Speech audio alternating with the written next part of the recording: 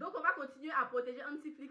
On va fermer les yeux sur ces récents choix qui sont plus que douteux, sur cette dernière composition qui laisse vraiment tout le monde sceptique. On va pas parler dessus, on va rien dire. Désolé, mais il faut qu'il nous rende des comptes. Il faut qu'il nous rende des comptes. Ok, Deco et Laporte ne l'ont pas aidé avec le recrutement. Il n'a pas eu des joueurs qu'il voulait. Ils l'ont complètement abandonné. Mais quand même, il y a des choix que j'arrive pas à comprendre.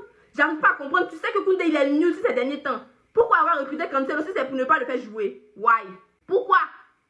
Rooney Badaji là, il est privé de sortie. Il est privé de sortie du banc. Une fois, il avait tenté Rooney et puis Lamine. Il avait mis, je crois, Lamine en centre et puis Rooney à droite. Ça avait bien marché. Après, ça, on n'a plus vu. Le petit fait ses preuves. Lamine actuellement là, il faut rien. Il ne mérite même pas d'être titulaire. Il ne mérite pas d'être titulaire. Mais le petit là, c'est parce que c'est pas une superstar. C'est quoi le souci? C'est quoi le souci? Bernal est là, il retrouve bien son niveau. Pourquoi il n'est pas titulaire? Pourquoi c'est Olmo et sa sale teinture blonde là qui est titulaire? Pourquoi? Il a fait quoi pour mériter ça? Fermine, ça fait plusieurs matchs qu'il débranche son cerveau. Ça fait plusieurs matchs qu'il est en mode rocket boom. On dirait que c'est le petit frère de Valverde.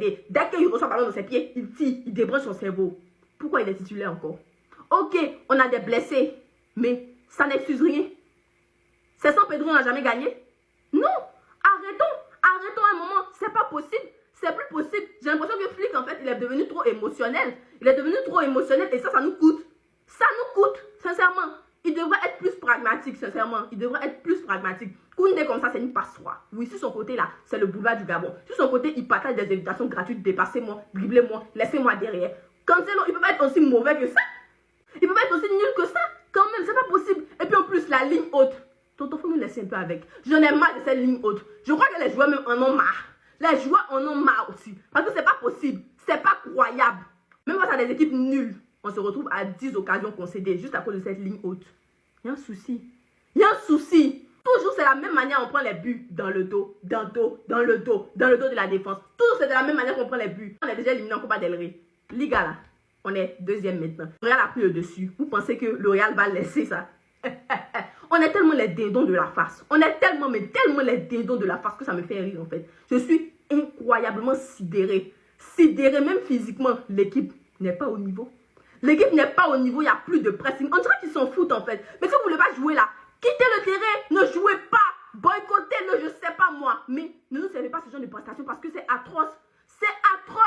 Et oui, ils viennent de l'annoncer, mais c'est trop tard maintenant. La faute sur le deuxième but de Giron qui fait tant polémique où l'adversaire écrase le pied de Koundé. Où celui-ci se fait littéralement marcher dessus, laissé au sol, tandis que le joueur de Giron va marquer le deuxième but. Comme d'habitude, et c'est pas la première fois, Archivo VAR annonce que c'était bien une faute. En attendant, le but a été accordé, Giron a bien pris les 3 points et le Barça 0. Bien que le Barça perdait, ils auraient pu s'en tirer avec 1 point, ce qui aurait pu changer beaucoup, mais alors beaucoup, sur la physionomie du championnat à venir.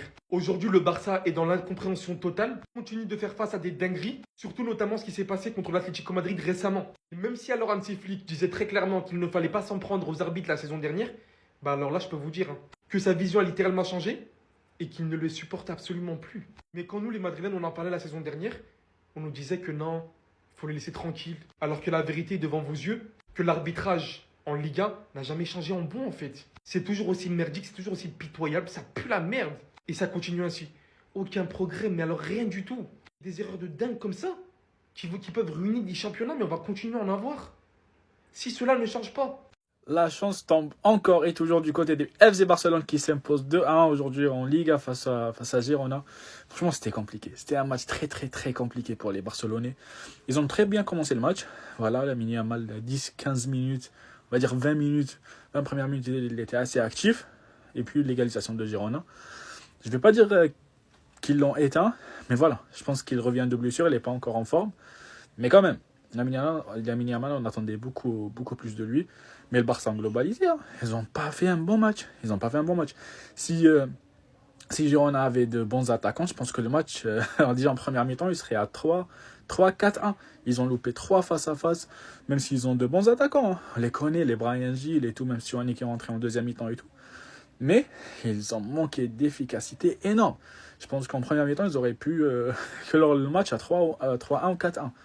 Même en deuxième mi-temps, ils ont eu des grosses occasions, Girona. Donc pour moi, ils ont loupé le coach tout simplement. Et voilà, on a vu dans les dernières minutes, Hansi Flick qui prend carton rouge. Voilà, il parle beaucoup avec l'arbitre et tout. Il s'énerve à cause des 4 minutes seulement pour lui du temps additionnel. Et puis, il met Araujo avant-centre. Voilà, Araujo rentre en fin de match. Il joue avant-centre. Il joue à la place de Lewandowski qui n'était pas là aujourd'hui. Et c'est Araujo qui marque à la 93e minute. Donc, une victoire très, très, très importante pour les Barcelonais avant de se déplacer à Madrid la semaine prochaine face au Real. Donc, ils reprennent un point d'avance sur les Merengues. Les Merengues vont jouer demain, le Real Madrid va jouer demain. Et voilà, en attendant, le Barça revient en tête du classement de la Liga. Et une victoire très, très, très, très difficile face au Girona. Sur ce, je vous souhaite une bonne fin de journée. Et on se retrouve ce soir pour le match de l'Olympique de Marseille. Et ciao tout le monde.